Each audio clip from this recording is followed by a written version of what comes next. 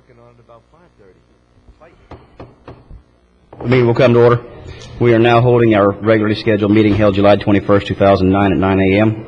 And at this time, I'd like to call on Pastor Emery Polly from Central Assembly of God to give the invocation, and then Commissioner Bob Solari will give the Pledge of Allegiance. Please rise.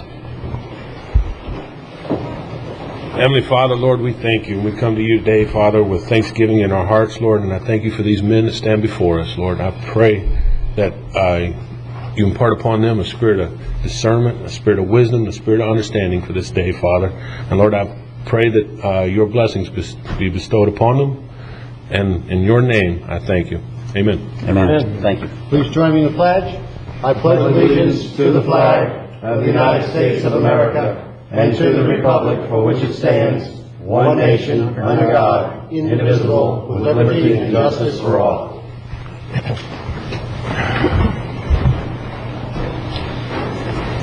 Thank you very much, Reverend Polly, and thank you, Commissioner Solari. At this time, we have proclamations and presentations. If there's is there any additions, modifications, or deletions to the agenda, Commissioners? Seeing none, I'll entertain a motion to approve. Second. Got a motion from Commissioner Flesher and a second. Chairman? Yes, sir. County. I hear that Spencer Simmons wants to remove his item. I think we've got it resolved. Okay. That's under public comment. Yeah, public discussion. 10B3.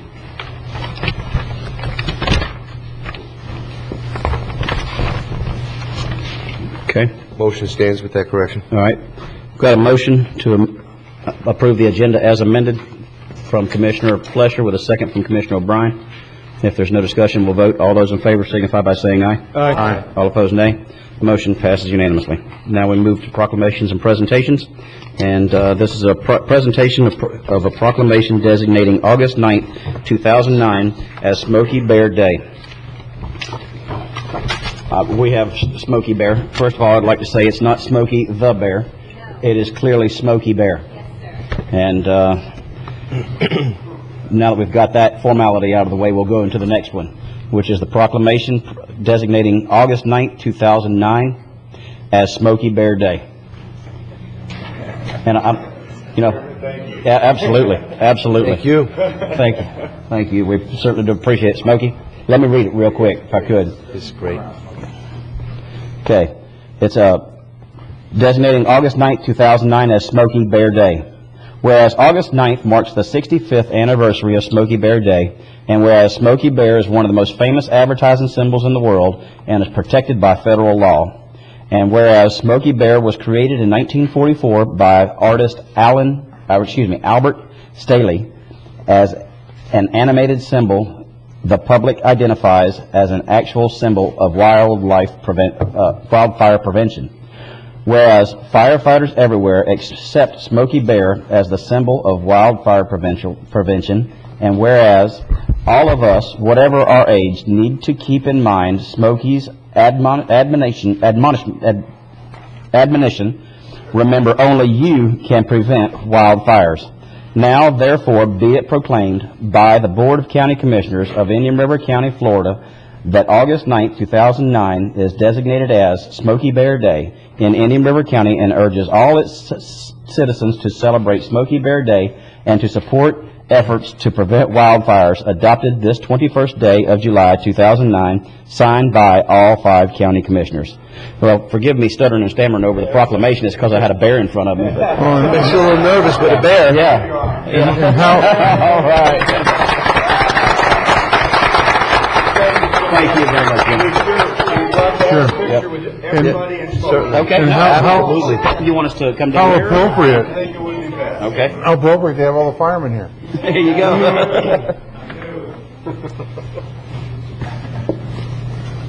Leslie, I think. Big guns in finally somebody my size. His cousin hanging on your wall. You want me in that? Yes, of course. 1, 2, 3. Thank you so much for everything. I really appreciate it. Quick. Thank you for You look great for 65. Thank you, Chairman. Yes, sir. Appreciate Thank you very much. Yes, sir. Thank you very much. Thanks for dropping by. Absolutely. Thank you very much. Thank you. Thank you again. Appreciate everything you do. Okay. Thank you. Ooh. Thank you kindly. All right.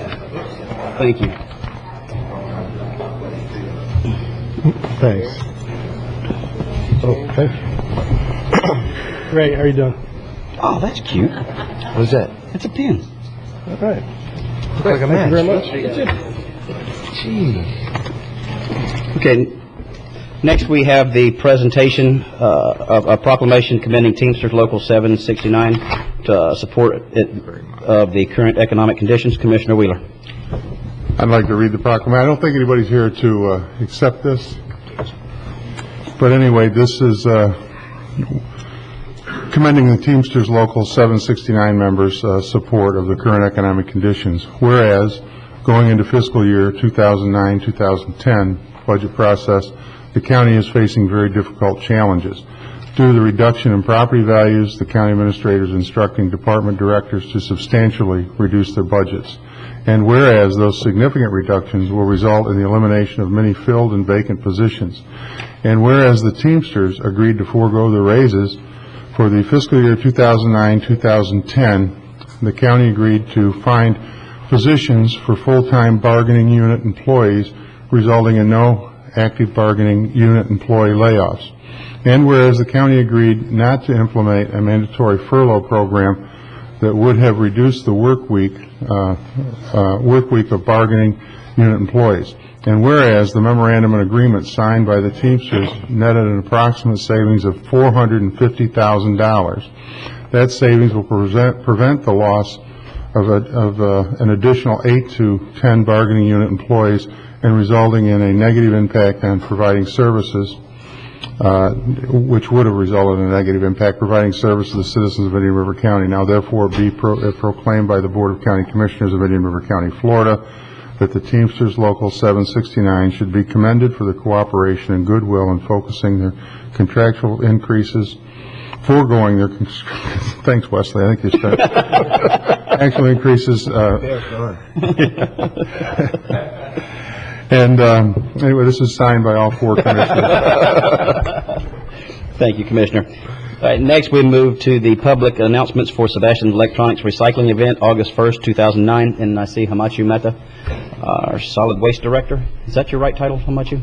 Managing Director. Managing Director. Thank you. And of Solid Waste Disposal District. Welcome, Hamachu. Good morning, Commissioners. Himanshu Mehta. We're glad to be here to announce for the first time up in Sebastian that we're going to have a Sebastian Electronics Recycling Event. It's going to take place on Saturday, August 1st, 2009, from 9 a.m. to 3 p.m. It's going to be located right behind Sebastian City Hall on Main Street. All the electronic items are going to be properly recycled, once again by AERC Recycling Solutions out of Melbourne, Florida. There will be an opportunity for the recyclers to enter for a drawing for a free refurbished laptop. There will also be some great giveaways as well. Also, there'll be Keeping Your River Beautiful will be there to provide some recycle bins as well. Again, we want to thank the City of Sebastian for hosting this event. There is no charge to SWID for this event up in Sebastian. Real quick, the January 24th event in 2009 where we had it at the Indian River Mall, we had about 800 cars that came through. Over 200 recycle bins were handed out. We filled up a semi and 2.5 box trucks. Over 50,000 pounds of electronics were kept out of the landfill in just that short time that day. About 191 televisions were dropped off. This is Mr. Carl Barlstein. And he came on a scooter. He brought his television on the back of his scooter, and we consider him our determined recycler that day.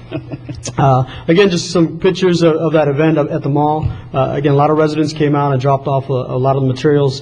Again, just keeping in a beautiful staff, AERC and Solid Waste Department. And Again, we're excited to host this in the north part of the county. This is the first time that we've done this, and we're looking for a great turnout coming up on Saturday. Himanshu, just to not overlook the obvious, could you give us just a quick breakdown on why it's not a good thing to just dump these directly into our landfill? Sure. A lot of these electronic items contain small amounts of hazardous components. The lead, some of the components in there could leach into the groundwater, if you will. Even though we have a protective liner system, there's always that opportunity of having these chemicals in there. Also, there's a great opportunity to reuse these materials. So there are companies out there that will reprocess some of these materials, so it's better to reuse it rather than just end up in a landfill where it's going to remain forever. Okay, thank you. Appreciate that. Thank you. Thank you. Looking forward to taking advantage of that. Okay, Commissioners, next we have the approval of the minutes for the meeting held June 23rd, 2009. Move approval. Second. Got a motion from Commissioner Flesher with a second from Commissioner O'Brien. If there's no discussion, we'll vote. All those in favor say aye. Aye. All opposed, nay. Motion passes unanimously. You see the informational matters there before you. Now the consent agenda. Commissioners, is there anything you'd like to have pulled? I'll entertain a motion on the consent agenda. Approval of consent.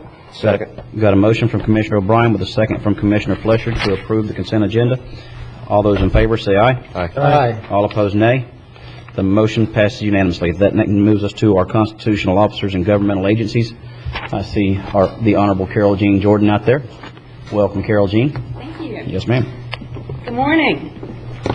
How's everybody doing this morning? Doing well, thank you. Good smiles? Every time you have Everybody Smokey happy? Bear. Yeah, absolutely. Sunshine in the Sunshine State. It's not raining. Thank you. Everybody's always happy to see the tax collector.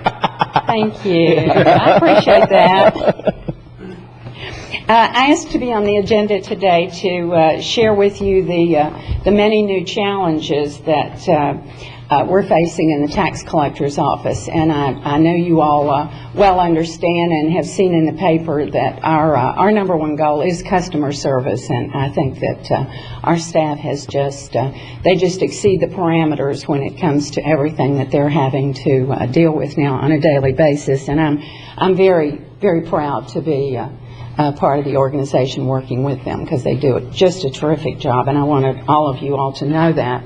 Some of the changes that we've made this year, number one being our online auction, and we very carefully went out to the different companies that do online auctions in Florida, met with them and met with staff, and made the decision to hold that auction on May 29th. It was very different, but we found they did just exactly what they said they were going to do, and I don't know if Craig's back in the, yep, there you are.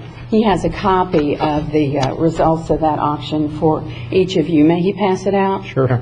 Also, what we're going to talk about after that. And Craig, but we were give one to the we were very pleased with the results. We averaged 11.53% in interest. The number of parcels sold were 4,001. Within the dollar figures, we came out very much like we have in previous years, and we will sell the counting certificates at a later date within the next, between August and probably September 1st, so we can have the best results on that, and Debbie G expects to sell all of them on that day.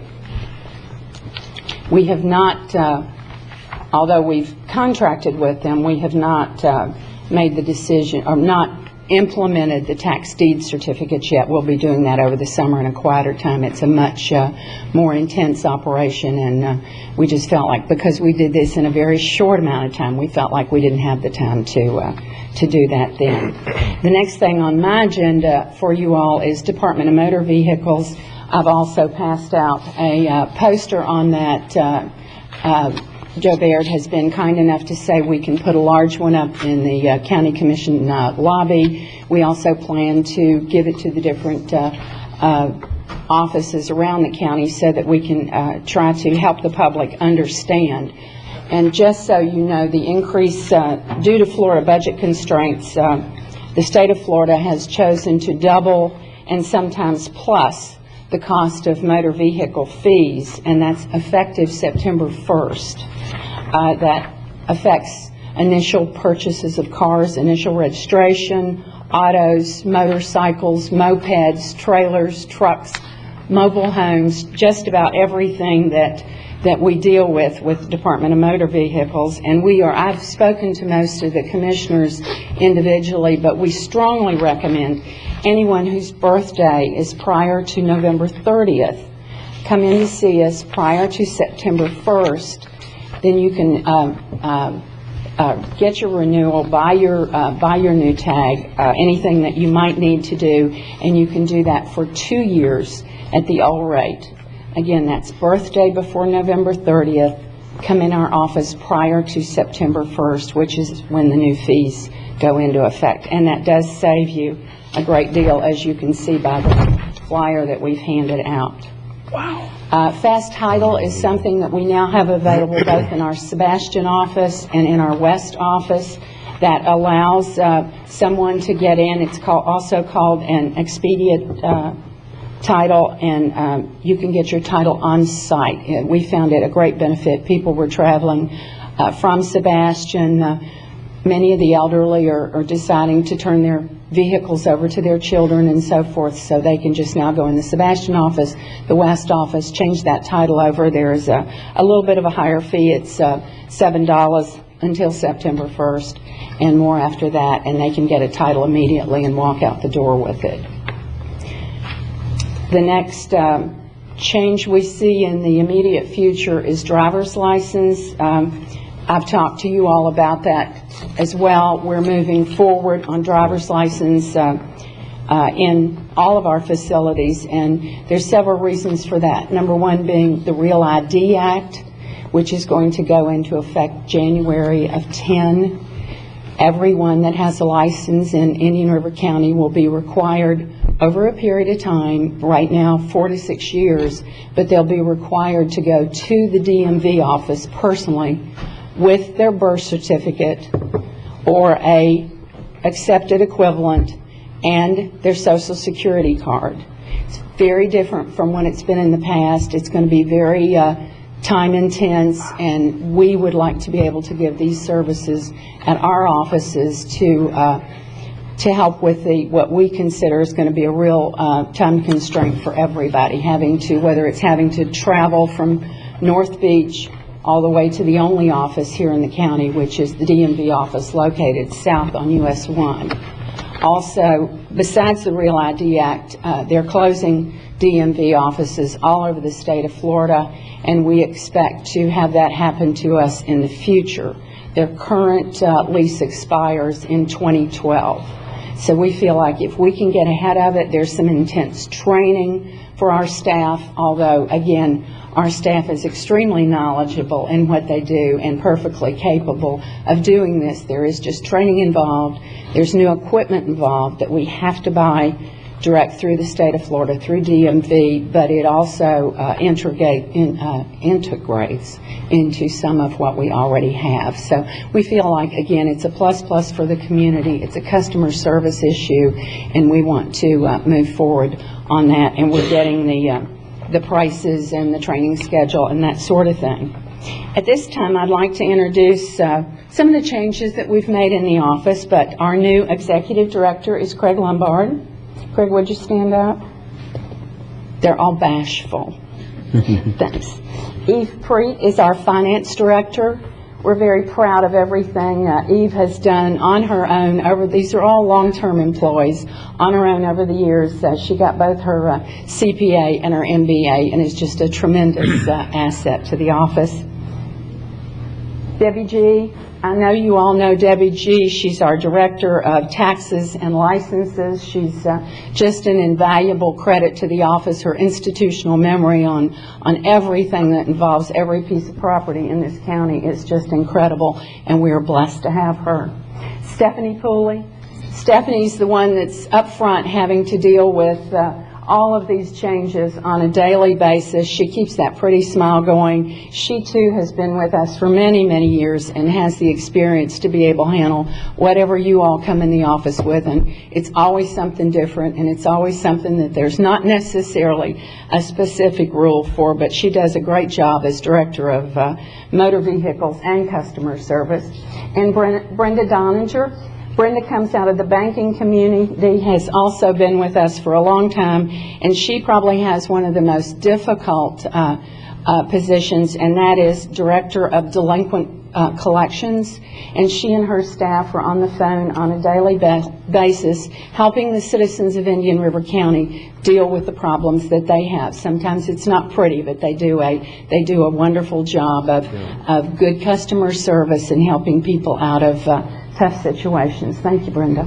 Incredible staff. Again, I can't say enough about them. And the front line, the ones that meet with the customers every day, just do a phenomenal job with a lot of interesting situations. Now, the one thing I'll tell you, especially Wesley, the one thing we can't do is we cannot issue the permit for the Burmese python at this time. At this time. Yeah, that's being handled, thank goodness, by Florida Fish and Game. So if you want to go python hunting, you'll have to go see them. But I'm sure Stephanie will tell you the closest place you can go to. But thank all of you all. And as you may know, one of our employees, Carol Strunk, was in a severe swimming accident about a week ago. So please keep her in your prayers. Absolutely. Thank you for all you do. Thank you, Carol Jean. And then I guess a couple. What I'd like to make a comment about the online portion of in fact, what is it? IndianRiverTaxSale.com. Was that it? Mm-hmm. Yes. Had the opportunity before and after to look at that site and how that integrated. It was much better than what typically you would be able to have and access the information on the particular parcels of property for the tax certificates. It was linked with the property appraiser site, so you could get an aerial of it. You can get a parcel ID. It was really a lot of information there that made it very user-friendly from an educational perspective. And I applaud you in moving that to the next generation. Thank you. I think that's going to be a very valuable asset in the future. Thank you. Commissioner Wheeler. Yeah, I'd just like to make a couple of comments and looking at what you gave us, Carol Jean. And this is no reflection on you.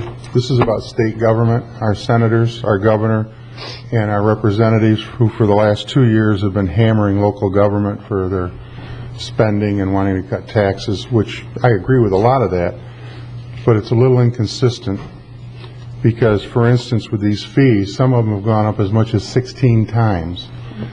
Most of them have gone up from a third to double to triple. I might add also that the government doesn't count when they weigh our inflation, the amount of government fees and taxes that they impose on us every year, so it looks like we're in a negative as far as inflation goes, which is totally inaccurate. And we cut taxes here and put people out of work to save $100, $200 on people's tax bills at the end of the year, as far as county government goes. And most people have 2 and 3 cars, particularly if you've got teenagers or more. And for instance, next year when you license your car, it's going to cost you, for one car, $48.65 more. If you have 2, it's going to cost you $97.30, and if you have 3 cars, it's going to cost you almost $150. And the state does that. They keep increasing fees, and not just in this area. Right across the board, they've been increasing fees.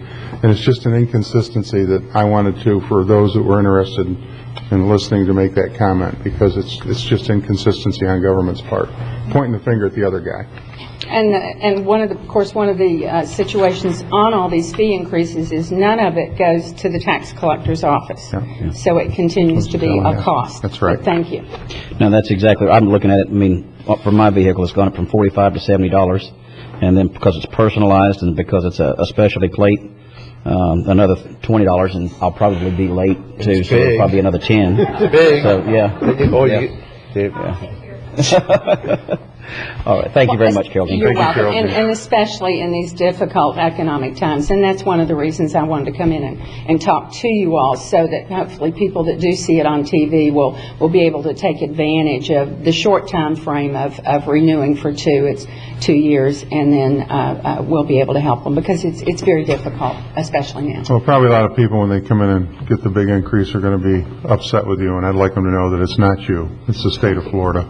Thank you. I appreciate that. I know our frontline girls will really, our customer service reps will really appreciate that. So thank you. Thank you. Thank you, Carolyn. We, under the public hearing items. We do not have any. Now that moves us to the public discussion items, and we have a request to speak from Philip Weiler regarding Route 60 Ex-Protect liquidated damages. Mr. Weiler, welcome. Good morning. Thank you for letting me Can you give your name and address? sorry, Phil Weiler, Thames Place, Vero Beach. The reason I'm here is I just wanted to ask a few follow-up questions to your June 2nd meeting. I apologize that I couldn't come sooner, but this was my first available date. So what I asked you may have been asked and answered already. I had some questions about the liquidated damages against Ex-Protect. Maybe mispronouncing that. I was curious, had those damages been recovered from them, and if so, how much? Oh, okay. Sure. Yes. They had a contract to do the work of $113,727. We exercised liquidative damages of $73,800 against them. So we ended up only paying them $39,927. But we did exercise the liquidative damages in the amount of $73,800. So how much did the county receive? Actually, we had a contract to do the work of $113,727, so we got $73,800 taken off of that, and the total amount we paid them for that $113,000 contract was only $39,927. Okay, very good. Thank you very much. Thank you. Yes, sir. Next, we have a request to speak from Mr. Fred Mensing regarding Beach Sand Project Phase 3 and rail passenger service. Mr. Mensing, welcome. Name and address for the record also, please. Fred Mensing, 7580 129th Street, Sebastian mailing address. I am here speaking in my own name, not in my capacity as the acting president of the Roseland, Friends of Historic Roseland. I want that made clear for the record. They have taken no action on anything I have to say today, so this is strictly Fred Mensing speaking to you. On the subject of the beach renourishment job, I had the displeasure of sitting in at the pre-bid conference. And I don't know who wrote the contract, but it was written one-sided. I thought you people made it plain it was to be put on an equal playing field between the local sand miners and the dredging.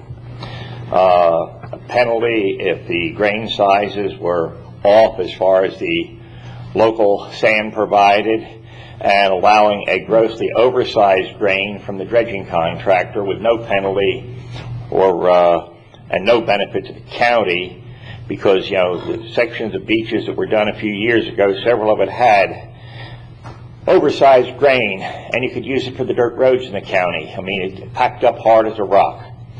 And I really would like U5 to address staff to see that this thing is gotten on an equal footing, that if our beach is 2.3 sand size, that is the standard that you want. You're not going to take something that's over 4. You're not going to take something that's 1, and that your contract is going to take and penalize both ways. I mean, like I say, I'm very disgusted with the way the contract was presented. It's like it's the easy way out. You get a dredging contractor to come in. You don't have to do much work. You're not going to hear any upsets or complaints, and I have complained to you about this. I think I started back in January. Because of the local economy, we need these $1 million here, and we need to have the contract on an equal footing. That's all I have to say on that subject. In regard to Amtrak, I spoke to Wesley, and I realize that you have some organizations that are sort of playing on the fringes of this issue of getting Amtrak service back here. My own feeling is that you need to get a integrated something strictly seeking Amtrak to work with all the counties from Jacksonville to at least Palm Beach County, where the proposals in the past have been to reroute off the FEC over to the Tri-Rail system in place, which is already owned by the state of Florida as far as the trackage goes. Since 2000, when I don't know if any of you commissioners went on the Amtrak experimental train that ran down through here, you've had a complete change of ownership, the FEC. It was a publicly held, publicly traded company through Florida East Coast Industries owning the railroad. It is now held by a group of investment bankers who have leased it or turned its operation over to a company called Rail America, which operates a number of railroads, this being the largest one, including a steam tourist railroad narrow gauge out in, I think it's Arizona, New Mexico. They had been based in Boca Raton, but since the FEC gave its office building in St. Augustine to Flagler College, they and FEC have moved their whole office complex to Jacksonville. And, you know, I feel that it's time that this commission could be the leader to create a program, organization, whatever, that contacts every county on the proposed, you know, Palm Beach to Jacksonville, which would be Duval County, to get all the commissions on board, to get all the pressure we can on Washington to get this to happen. In 2000, the management was definitely openly amenable to working with getting rail service. I know they even had plans of where they needed to put in 27 miles of additional passing track like we have in the Vero Beach Gifford area, so that the passenger trains would be able to mix with the freight trains without passenger trains being late. The new group apparently is non-committal as to their position. So we need to put all the pressure on, and I'm asking the five of you to come up with a median and get it going. The sooner the better, while Washington is throwing these dollars away that are going to bankrupt their children. Let us get something for it. Thank you. Thank you, Mr. Mensing. And to reiterate my conversation, as you know, I told you that our Metropolitan Planning Organization had passed a resolution in support of, and that was promulgated through the Treasure Coast Regional Planning Council, which is the Indian River, St. Lucie, Martin, and Palm Beach counties, and you know, that resolution was approved there, and it's basically doing what you're asking for.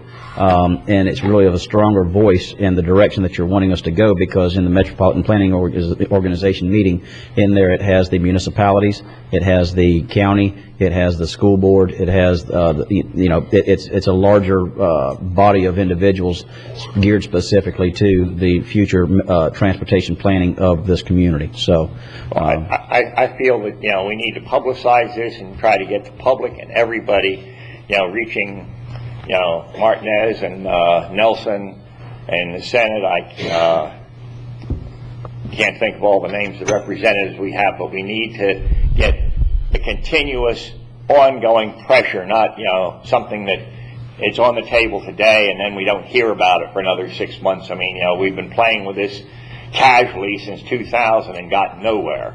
That's why I think the time is we really need to try to keep a fire under a few people's feet to keep it moving. And I don't know what we have for regional planning councils from Brevard, Volusia, Flagler, St. John's, and Duval County, what they have, but, you know, so that all of us get involved as a body pushing for this and get all our legislative people, Republican and Democrat, working to get this for the state of Florida, and it will help Indian River County if we get it. Thank you. Commissioner Solari. I just wanted to add, at the Treasure Coast Regional Planning Council of last week, they noted that they had 74 resolutions from different counties and municipalities throughout the region in support of that. At that meeting, 2 more municipalities added their names to the list, and they are actively pursuing that. They started earlier in the year, they've been active through the year, and that is probably the best group in this area to pursue that. Okay. Okay. Thank you, John. Thank you. Yes, sir, Mr. Mensing. Next, we have request to speak from J. Wayne Chesney, President of the IAFF Local 2001, regarding the IAFF contract.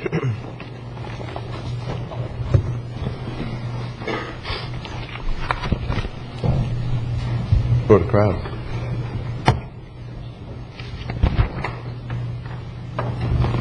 Give us a second, we're trying to get it hooked up. Absolutely. Not a problem. Not a problem at all.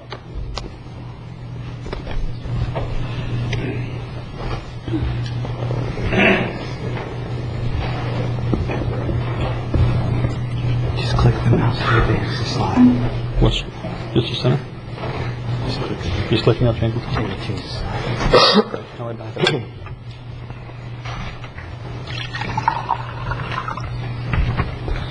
Click right there.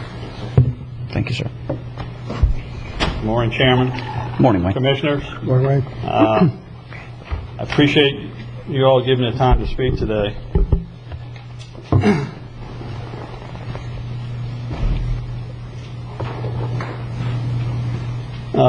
My name is Wayne Chesney. I've been an Emory County resident for 50 years.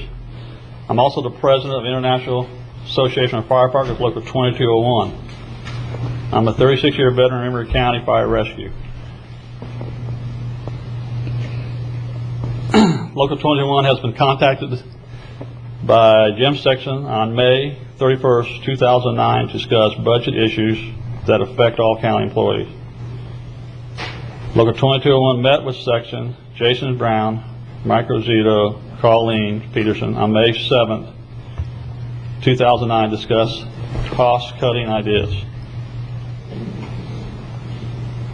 Local 2201 met with Sexton, Jason Brown, Mike Zito, Colleen Peterson, Emory County, Fire Chief John King on June 22nd of 2009 for another cost-cutting session. Local 2201 requested a meeting again in July because tax revenue has not yet been certified by Emory County Property Appraiser David Nolte. Jim Sexton declined to meet with Local 2201 for another cost-cutting session. The county proposed eliminating one med unit as it correlates to call volume, and eliminate 2 EMS supervisors and 2 fire inspectors. Forego step raises and longevity pay for 2009-2010. Local 2201 proposed take G&A out of the budget. Take fire hydrant maintenance fees out of the budget. And eliminate person uniforms 2009-2010. Purchase engine for Station 12 out of optional sales tax fund. Use impact fee money for Station 12 instead of reserve funds. And adjust the millage rate back to 1.7201 from 1.7148. Emory County Fire Rescue is charged $1.4 million for administrative expenses and $324,000 for other professional services. Local 21 proposed general administration and other professional services be moved to cut costs and improve services. We'd like to move that in-house. We made a note there, in the last 6 months we have had filed 4 grievances over payroll issues. Emory County Fire Rescue is charged $437,000 for hydrants and valve maintenance. Local 2201 proposed removing fire hydrants from the budget. Emory County Fire Rescue is not the sole user of fire hydrants in the county. No other fire municipality is being charged for this fee. Emory County Fire Rescue is charged $220,000 for uniforms and clothing. Local 2201 proposed not purchasing uniform and clothing for 1 year during the 2009-2010 collective bargaining agreement. Emory County purchased a new fire truck for Station 12 at a cost of $517,000 out of reserve funds. Local 2201 proposed purchasing a new fire truck out of optional sales tax fund. Local 2201 proposed purchasing Station 12 out of impact fees. Current impact fee account balance is $2,200,000. Local 2201 proposed to raise the millage rate 1.748 to the previous rate of 1.27 in 2008.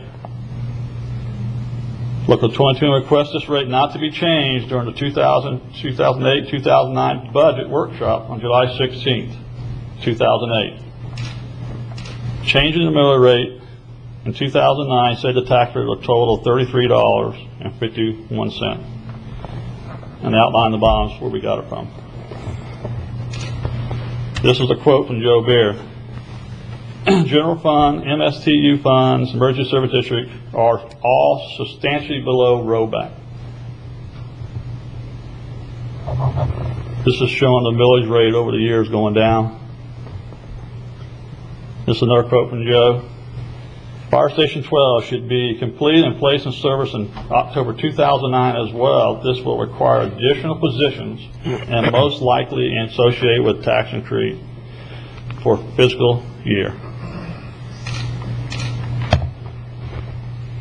Local 2201 was the first bargaining unit to negotiate no COLA raise for 3 years as a result of the current economic crisis. Local 2201 disagrees with staff's recommendations to eliminate ambulances and reduction of staff. Local 2201 feels that this is a fair and compromise given the importance of public safety, and further cuts would jeopardize the level of service. I appreciate your time on this. Thank you very much, Commissioners. Any questions? Okay. Thank you. Thank you. Appreciate your time. Yeah, Yes, Commissioner Wheeler? a couple of things that you brought. We charge the fire district $1,402,000 for administrative fees. Yes, Where does that go? that goes back into the general fund to pick up all administrative salaries. It's a formula that's been in place so that we get a CPA firm. All your general fund administrative charges are charged to every other fund, the MSTU, emergency services, utilities. It's to recap, the commissioners, my salary, purchasing, attorney's office, any support services for the entire organization. So, and it's a formula we had a CPA firm develop probably 15, 20 years ago. What's the total budget of the fire department? It's 20. For EMS, all of it. This year we're 28 million. 28 million, okay. The year we're in. 28,501,000. Okay. I didn't think we eliminated an ambulance. There was a proposal to eliminate. We did not eliminate the ambulance. We put it back in. We didn't think that was a good idea initially. You know, let's say that we're in extreme difficult times internationally, nationally, and locally. When we first heard that the tax roll was going to be down 15% from the property appraiser based on its preliminary numbers, we came in front of the commission. The commission said, look, we've got to make the cuts. People in Indian River County are suffering. The businesses are having a hard time. So we tried to obtain that goal, but one of the things that was proposed was eliminating an ambulance, which we put back in when the tax roll was dropped from a 15% estimated reduction to a 10%. Obviously, these are very hard and difficult times. All the decisions we've made in this budget haven't been easy. One of the things that we had to ask, and we asked you, like we said, the Teamsters to forego any merit raises and all the regular employees, and we did ask the IFF also. And so it was just part. It's nothing personal. It's just part of the economic times that we're trying to. We know that in 9/10 we're going to have a very hard time. In 10/11 we're going to even have a worse time. So what we're trying to do is keep the millage low, as the commission set direction. They had said try not to increase the millage, try to tax less, and do not go to rollback because it's a roll-up year. And that's what we tried to accomplish. That's the goals that the commission set for me and staff. Let me ask you, Joe, what was just presented to us by Wayne was it sounded like negotiations were still going back and forth, but in July you didn't want to meet and continue to negotiate. Is there a reason for that? I can respond to that. Jim Sexton, Human Resources Director.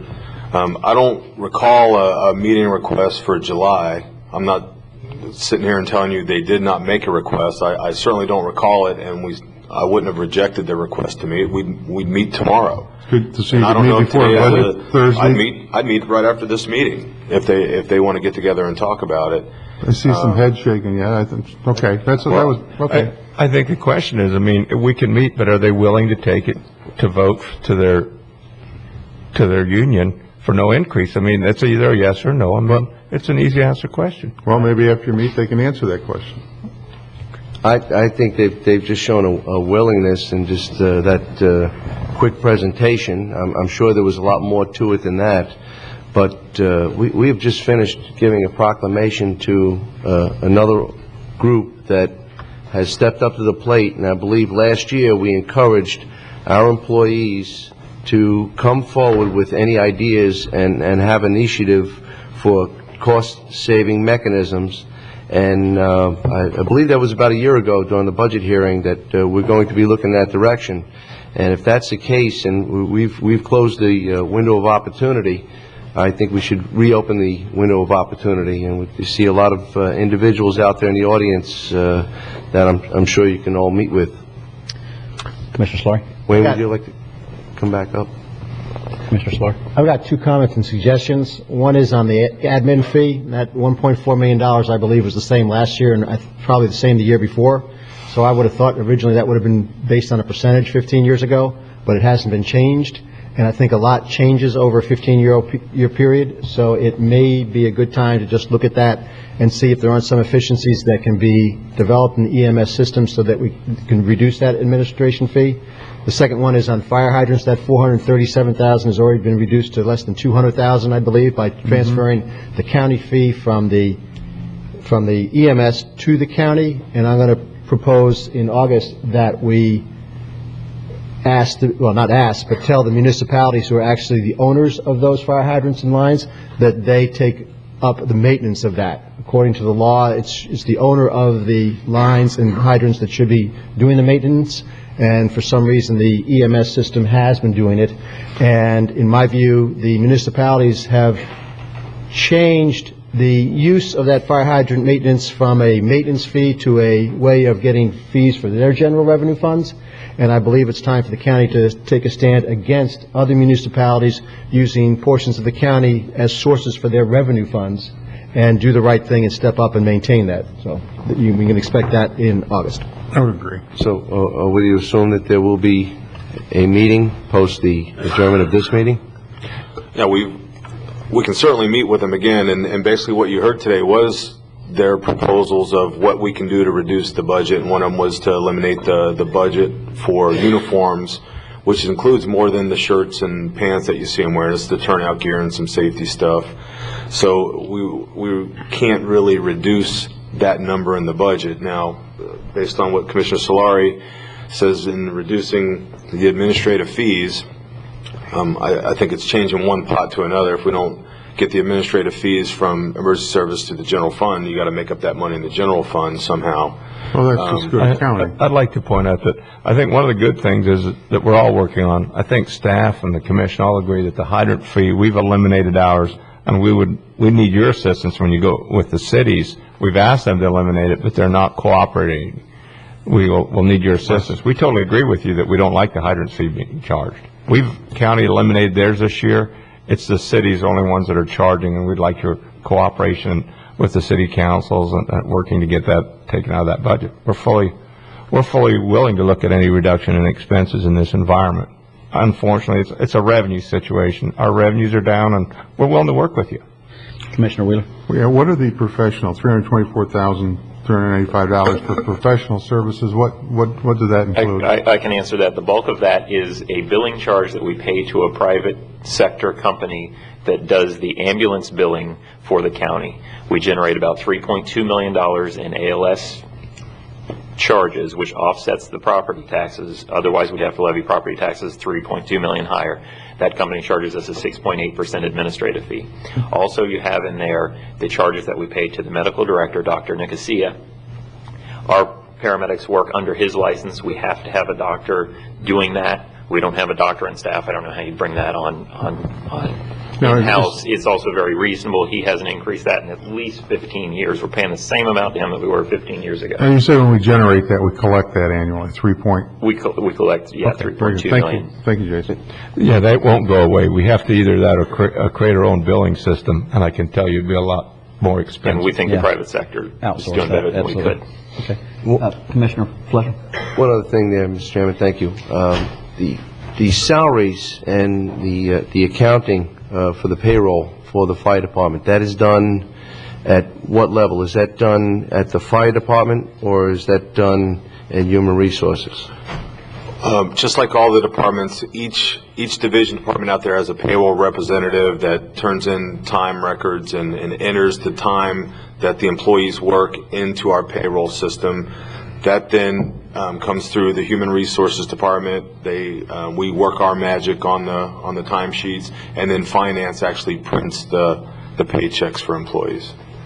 But what I'm asking is, what type of product is delivered to you? Is it complete, or is there more refinement that has to be done when you say work your magic? Well, we look to see if if they're putting in some acting pays or in all the different incentive pays and FTO pay and all those things, staff spot checks a few. They have a great payroll representative over there, Dutch. I don't know if everybody knows him. Yes. He does his job well, and he's been doing it for a while. So typically there's not a lot of problems with the payroll. But if you're kind of referring to where they said they had 4 grievances filed about payroll issues, those have really come down to contract interpretation of where an employee who becomes dual certified, where do they go in the new step plan?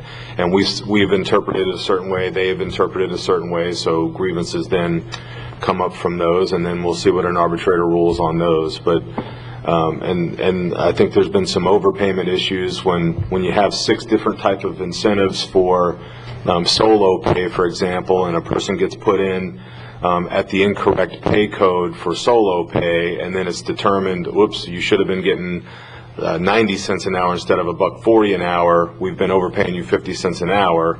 Sorry, but we need to work out a payment plan to get that back. And so I think maybe those are what they were talking about. Other than that, I'm not sure what grievances they're talking about other than those 2 issues. Well, I'm not pointing out the grievances necessarily. I'm just saying that I'm assuming that we will be having a meeting very shortly with the representatives, and if Dutch is doing the work and it's a complete product, that might be something for discussion on saving administrative costs, having to do it twice and then revisiting and going back and forth. There must be a tremendous savings that can be found in that one activity. The G&A charge captures, at first glance, there could be the appearance that you've got, that you could have a payroll representative and an accountant and no more G&A charge, but it pays for far more than that. The payroll of the county, including the fire department, goes through the HR department. It also goes through the clerk of the court's office. There's also the accounting that's being done for the county and for the fire department from the clerk's office. We're also capturing some of that money. Clerk has 2 full-time employees to process the payroll for the county and their own employees. So basically 1 out of 2 of those is for that. There's also in that G&A charge you have the cost of the HR department for negotiating contracts, as we're doing here. The county administration costs.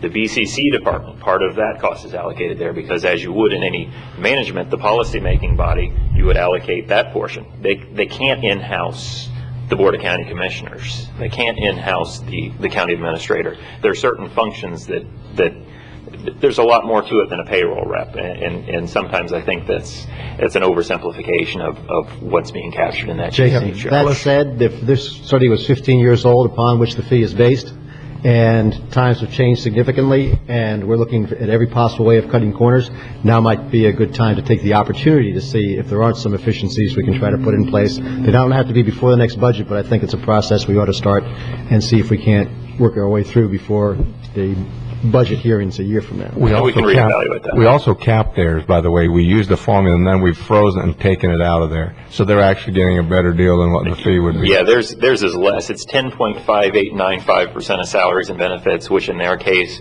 it would be a fee of over $2 million, and we've reduced theirs in recognition of the large amount. So they're paying less.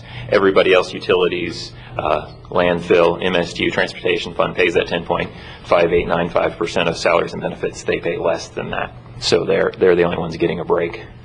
Well, The other departments do get no break. if it's not red tape, maybe it's orange tape. If it's done for 15 years, maybe we can revisit it and be a little more creative and hone the numbers down.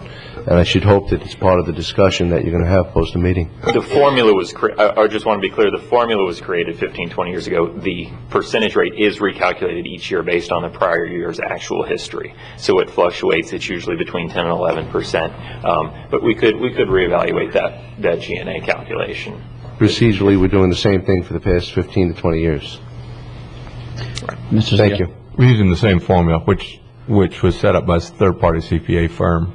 This also recaptures things like the audit for the county, the clerk's office, because they do all the accounting for the county. So the fee incorporates a lot of things that are required by state law. We can do everything we want, but the clerk of the circuit court is still going to do our audit and finance function required by state law. And we're still going to have to pay for a third-party auditor, which everyone's going to have to share in. And Mr. Zito.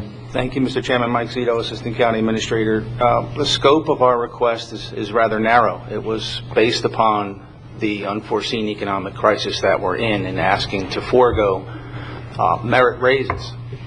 If the board direction is to try and work with some of the ideas to find money in the budget to fund the raises, then that's a direction we're going to need. For example, if they want to suggest not replacing uniforms, that's something that the fire chief cannot recommend. But if that money is to be transferred into a recurring cost, that's fundamentally something we don't agree with. But if that's the direction from the board, that type of direction will make the negotiations much more productive. yeah, if the commission so wishes, we don't have to sit down, and if you do not want us to ask like we did everyone else to forgo the raises, it'll cut staff time out. You're jumping to conclusions, Joe. Oh, okay. I'm sorry. Which you do frequently. Commissioner O'Brien. Yeah, I first want to thank Wayne and 2201 coming forward here. And it sounds like y'all have put some time into coming up with some ideas to save taxpayers' dollars, and I'm very encouraged. Sounds like y'all meet, and hopefully we'll make progress on this. The one thing, Wayne, I just can't agree with you is on increasing the millage rate. I know $35 may not seem like much, but right now to a family that could be a week's worth of groceries. So I think every single penny we can squeeze out is important to folks right now. So, but I'm encouraged that hope you guys get together and we'll get this worked out and do its best for all the taxpayers. But appreciate y'all coming and the work you're putting in, and let's keep moving forward. Mr. Chairman. Yes. Just one last thing. Just to let you know where I'd be coming from on the fire truck being taken out of sales tax. If that comes up during, I can tell you as one commissioner, I'll be opposed to that. I think it should come out of the district. Years ago, they bought cars for the sheriff's office and fire equipment out of the sales tax. Unfortunately, only the people in the unincorporated area paid for that. The incorporated areas didn't pay for that because the 1 cent optional sales tax, a cut of that goes to the municipalities. And if we took it out of the sales tax, unless the cities were willing to pay their proportionate share, I'd be opposed to it. Commissioner. I just have one thing that I think may wrap it up. Jason, what's the total cut in the EMS services budget that's proposed for this year? The total cut has a component of capital in it as well. When I look at what's caused by the decrease in the property values, it's over $1.5 million. And as a percent? I can give you this. The total budget is the current year we're in is $31,022,000. We're going to $26,674,000, which is a $4,347,000 cut. But last year we had a lot of capital for renovating the station. We discussed that. We understand that might not be sustainable over time, but my point is that somewhere about 14%. Okay, I just didn't want the audience to leave thinking that while we're talking about 100,000 here and 100,000 there, which is very important, that the EMS system hasn't participated in the cuts. I mean, the EMS system as an organization is cutting as much or as deeply as almost any other organization in the county. That's all. I just want to leave everybody understanding that, so that the system as a whole has certainly, I think, participated in trying to get the lowest possible tax rates for the citizens in the same manner as every other citizen. If we can do something that hits the margins just a little better, that's good, but I don't want the audience thinking, which I think they could have based on this conversation, that EMS wasn't doing all they could as an organization as a whole. I think that they have, and I'd like us going away from here feeling good about what we've done and done for the citizens, not feeling or building up any contentious feelings or anything like that. I agree. We tried to balance this fairly. They had cuts just like everybody else, and we tried to do it on a fair basis across the board to get all the millages back to last year's like you had directed us. So they've had cuts just like everyone else, and it's been we tried to do it in a fair manner across the board with the county. And I agree with you, Commissioner Solari. Any other comments? Any other questions? Seeing none, thank you very much, gentlemen. Thank you very much. That moves us to the departmental matters, all the way to Leisure Square, and then to Office of Management and Budget resolution authorizing 30 million, that's hard to say, water and sewer revenue refunding bond series 2009 memorandum dated July 14th, 2009. Mr. Brown, welcome. Thanks. Good morning, me again. Thank you, Commissioner Davis. What we have before you here is a resolution authorizing the refunding of the county's current outstanding 1993 utility water and sewer revenue bonds. Those bonds were issued in 1993. This is basically like a glorified refinancing of your house. Interest rates are low right now. We anticipate that we could, in the current market conditions, provide a savings. And this resolution outlines, authorizes us to move forward with that refunding. Within certain parameters, we have to realize a net present value savings of 5%, which is our normal policy. In order to refund bonds, we don't want to go out there and refund just because we can save $2 a year. So we typically set that threshold at a 5% net present value savings. What that would generate is a savings of about $125,000 in debt service a year for the life of those bonds at that level for the utility department.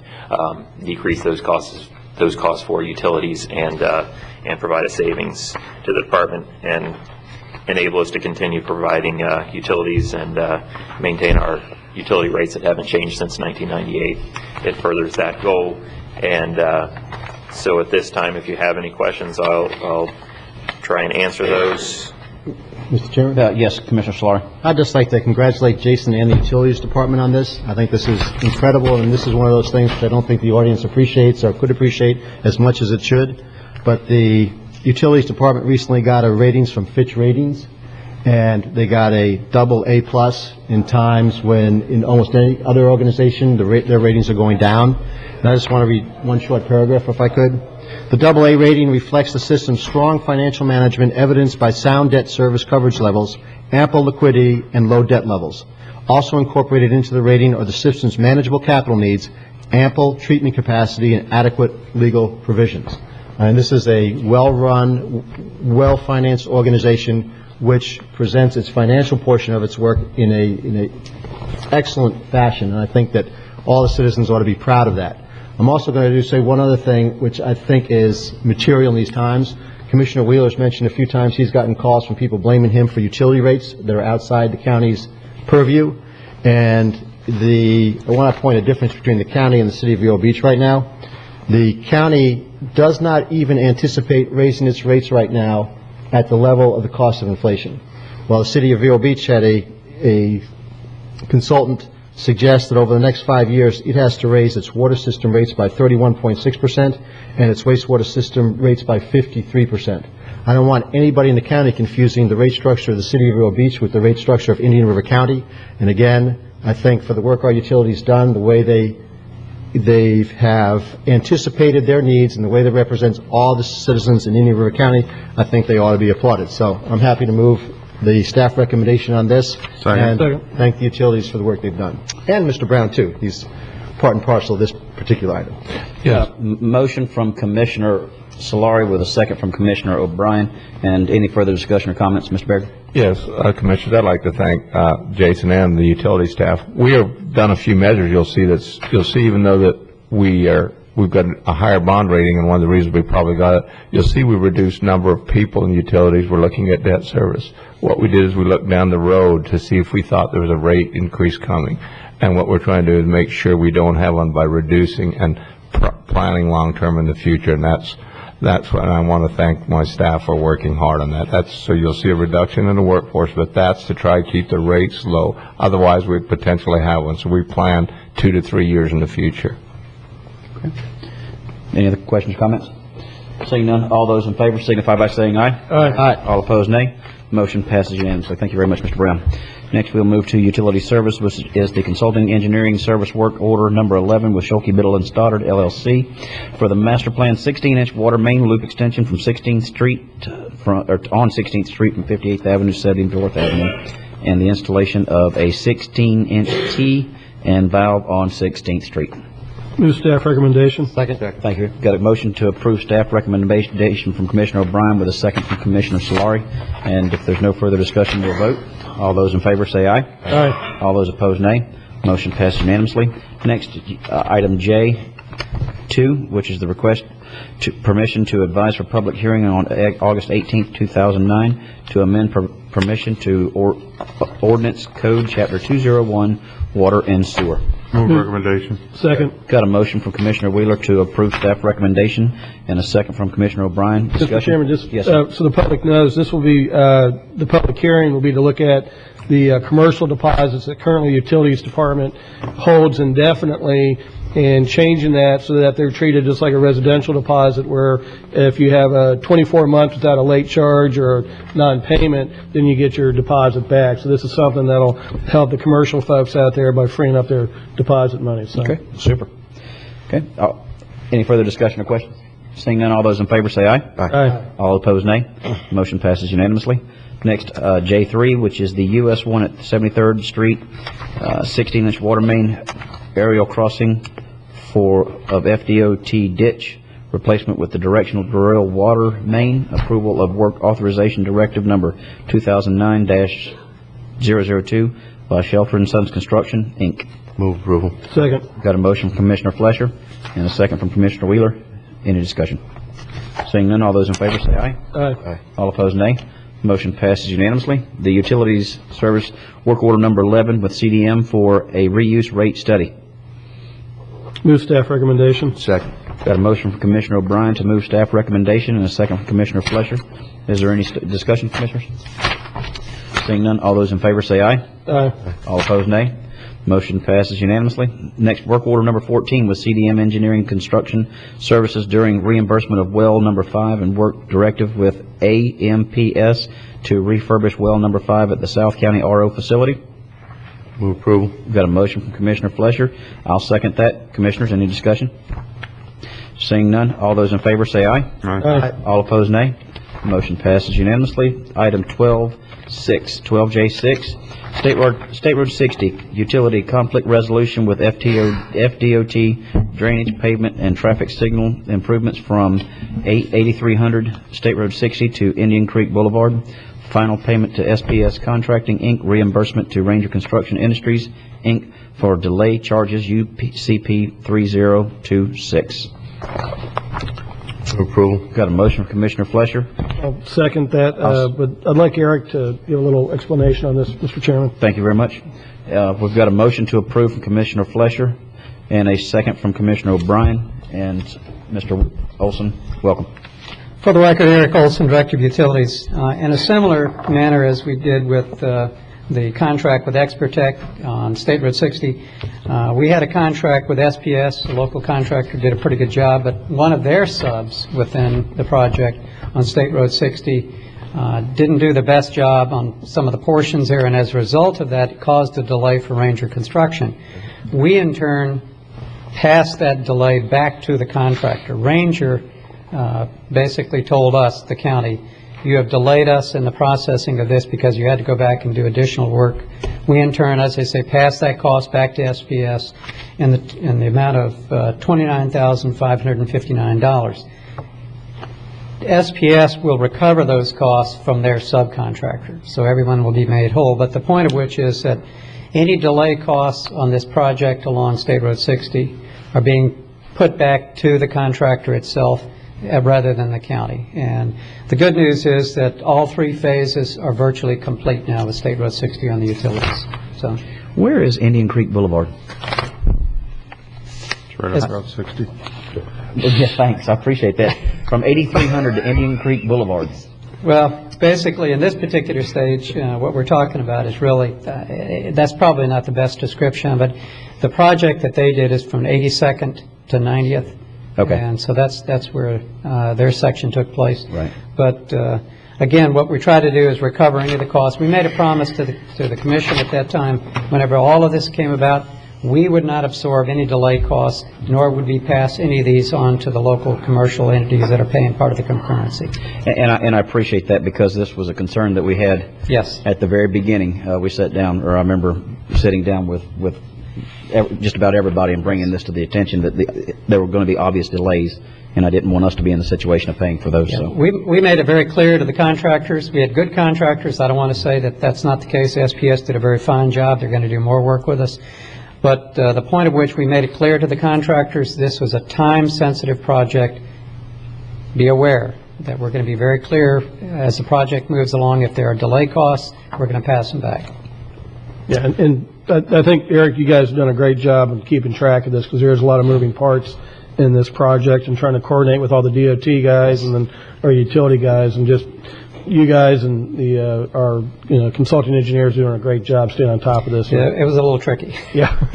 based on that, Mr. Olson, is there any merit in the future to bidding out the projects together, so that the individuals doing, for example, we had Ranger, then we had SPS, and then we had the subs working for both of those.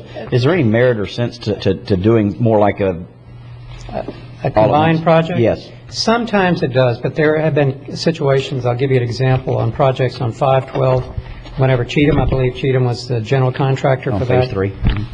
It turned out that we had the ability, by using a separate bidding process, or actually using our own labor contractor, to save over $300,000, because their money is not in the utility work. Their money is in the roadway work.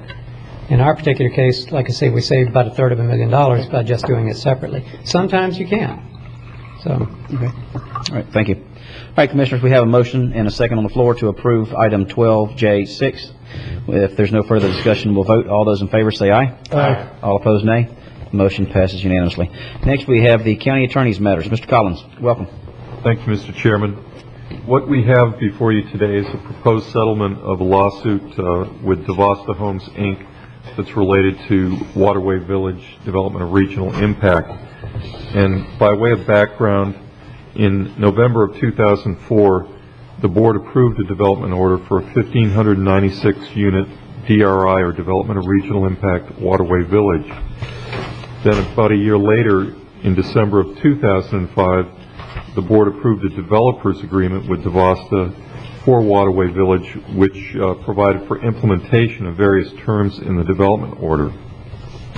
In March of 2006, the county had issued approximately 333 concurrency certificates for units in the first 4 phases or 4 subdivisions of Waterway Village. And about that time, both the Planning Commission and the County Commission were developing some concern as to whether each of those new subdivisions, as they came forward, should be retested for concurrency.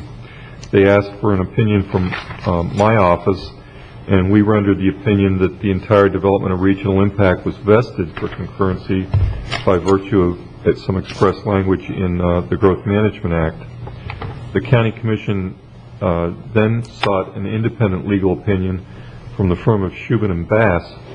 That firm rendered the opinion that all development orders and permits, as defined in Chapter 163, which would include subdivisions, were subject to concurrency testing requirements under the Growth Management Act.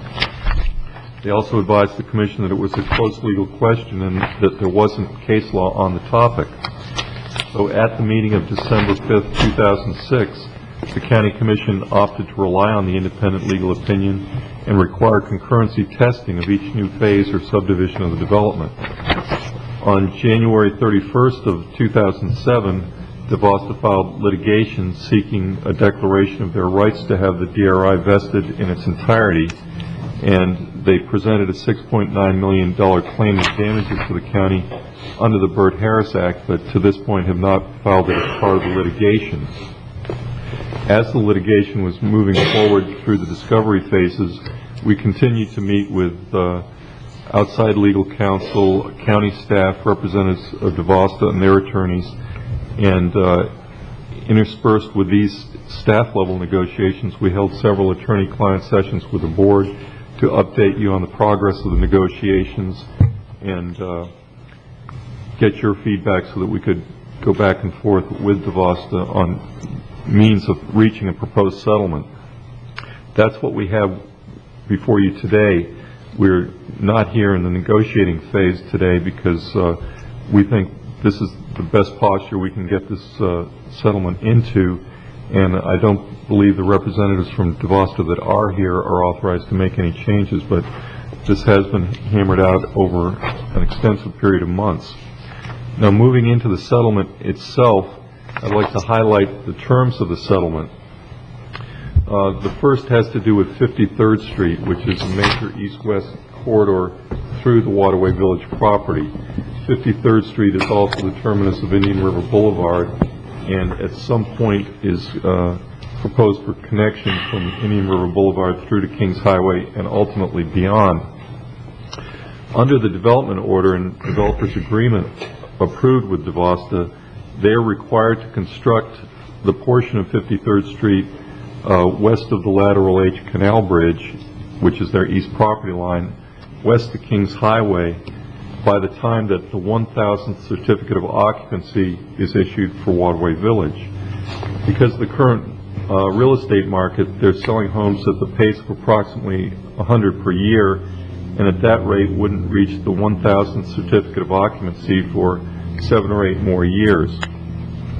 As part of the settlement, DeVosta is proposing to advance construction of 53rd Street to coordinate with the county's construction of the bridge over the canal and the portions of 53rd Street east of the bridge to US 1, which the county will be improving, I believe by the end of this year will be under contract. Based on bids that DeVosta has received, the estimated cost of that construction will be between $2.2 and $2.5 million, and they're proposing to advance that by 7 or 8 years. A second portion of the 53rd Street term has to do with providing fill for the road.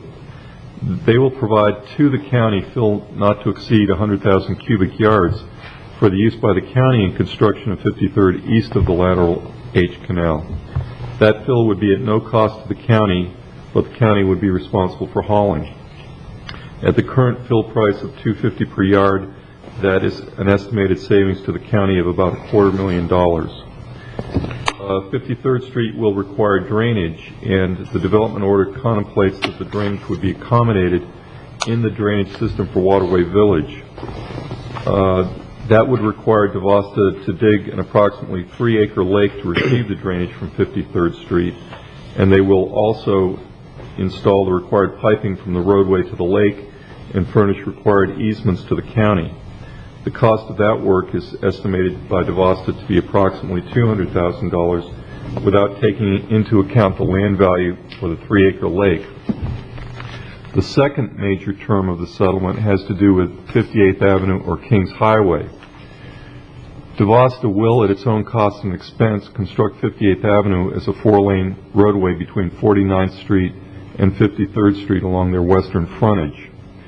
That construction will be accomplished when the traffic model of the county determines that construction is needed because of traffic volumes, and the county and DeVosta will agree on the methodology of that model. However, in any event, and irrespective of the modeling, construction will commence no later than January 1st, 2015. DeVosta would receive 100% traffic impact fee credits for the design, engineering, and construction costs for these 58th Avenue improvements, in addition to whatever impact fee credits are available for their other off-site work as already provided in the developer's agreement. Third point, DeVosta will prepay all impact fees for 1,596 units in Waterway Village by the end of the year 2015, unless they are paid earlier at the time of issuance of building permit. That tells the county that they will collect all their impact fees by a time certain, the end of 2015. The fourth term, the developer's agreement and the development order will be amended to confirm that all 1,596 units for Waterway Village will be vested for traffic concurrency consistent with and for periods set out in the next paragraph 5 below, provided that DeVosta complies with its obligations with respect to 53rd Street and Kings Highway and the payment of impact fees, and all other obligations under the development order and developer's agreement. If DeVosta does not comply with those obligations, following written notice of noncompliance and a 60 days opportunity to cure, then the vesting for traffic concurrency would terminate.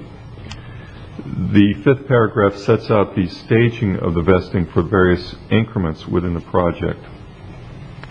Currently, our calculations have 711 of the 732 or 33, depending on which source you're looking at, units in phase 1 and 2 already vested as to traffic concurrency. If they comply with their obligations as listed above, all those units will be vested through the year 2016. In the year 2012, another 150 additional units shall be available to pull building permits for a 7-year period through 2019. The next year, in 2013, an additional 150 units will be available to pull building permits for a 7-year period through 2020. The next year, 2014, another 150 units would be available to pull permits and be vested through 2021. The following year, in 2015, another 150 units would be available to pull building permits and would be vested for traffic concurrency through 2022. The next year, 2016, an additional 150 units would be available to pull permits and vested for concurrency through 2023. And then finally, in the year 2017, the final 114 units would be available to pull permits, and they could draw down those permits for a 7-year vesting period through 2024.